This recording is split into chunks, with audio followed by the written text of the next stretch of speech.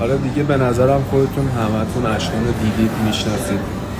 آدمی نیست که به خاطر ویو و پول دست به هر کاری بزنه و برنامه از طرفی دوستان به این دقت کنید که اشکان اصلا کار اشتباهی نکرده و همیشه حق به حق داره. سلام، به حواشی لاین خیلی خوش اومدیم. امروز میخوایم افشاگری مرجان همسر اشکان در مورد علت بسته شدن پیج اشکان رو با هم بررسی کنیم. پس حتما تا آخر این ویدیو با من همراه باشید. قطعا همتون در جریان هستین که پیج سازندگان اکس دیت چند وقتیه که بسته شده که اشکان هم جزو همین دسته بود. اما چند روز بعد از بسته شدن پیج، مرجان همسر اشکان حرفای جالبی میزنه. اون جواب چند تا از فالووراشو تو استوری میده و میگه اول از همه یه تشکر ویژه میکنم که حالمون رو پرسیدید. ولی خب ذات واقعی خیلیا هم این وسط مشخص شد. همونایی که تا حالا فکر میکردی رفیقن ولی نبودن.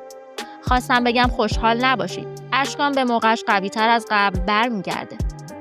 مرجان در استوری دیگه ای گفت واقعا موندم بعضیا چجوری این وسط واسه ویو دارن از آب گلالود ماهی میگیرن. با خودشون گفتن تا بازارش داغه بذار ویو رو بکشیم بالا. علی آرزت هم تو استوری هاش نسبت به بسته شدن پیج اشکان اینطوری واکنش نشون میده. آره دیگه به نظرم خودتون همتون اشکان رو دیدید میشناسید.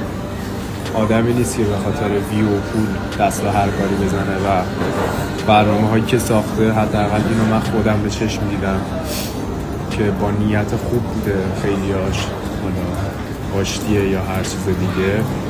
برنامه دیگه‌ش هم که این پسر واقعا پر ایده است، زحمت میکشه واسه کارش، دلسوزانه کار میکنه. من ندیدم تو این لول واقعا حقیقتا تو ایران کسی بتونه کار کنه و همین دلیلم هست که باعث میشه تر و خشک اینجوری با هم بسوزه. من فقط خواستم بدونه که ما همیشه کنارشیم، پشتشیم و امیدوارم هر چه زودتر کارش اوکی شه، برگرده پیشمون بتونیم دوباره قوی‌تر با هم کار کنیم. سر یه سری آدمایی که واقعا هیچی از خودشون ندارن، هیچ ایده‌ای ندارن، واقعا هیچ انصافی ندارن، هر چیزی که در راه ویو گرفتن باشه رو شیر میکنن و باعث این قضایا میشن. آدمای پر از استعداد، پر از ایده، آدمایی که خیلی کارا رو به خاطر پول نمیکنن و دوستانی که میگن چرا میخندی و چرا خوشحالی و من همون اول اومدم گفتم مثلا این قضیه رو شنیدم و دیدم مثلا حالم کدره. مثلا من یه استوری هم چند روز پیش براتون گذاشته بودم، من از همون موقع کدرم، ولی قبلا توضیح داده بودم که من اگر وایبم خوب نباشه نمیام استوری بذارم، نمیام چیز بدی و انتقال بدم بهتون. و حالا طبق شناختی که از من دارید میدونید که من میتونم خودم رو کنترل کنم تا حدودی.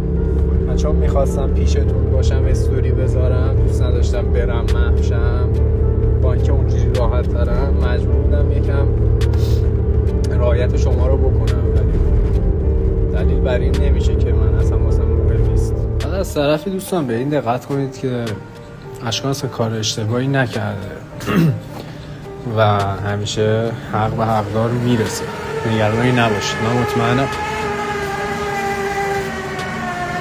من مطمئنم که برمیگرده قوی‌تر از قبل. طبق شناختی هم که ازش دارم کارش درست میشه، برمیگرده و به نظر من نیازی نیست که من ناراحتی خودم رو به شما انتقال بدم. اما نظر شما درباره این حواشی چیه؟ حتما واسمون کامنت کنید.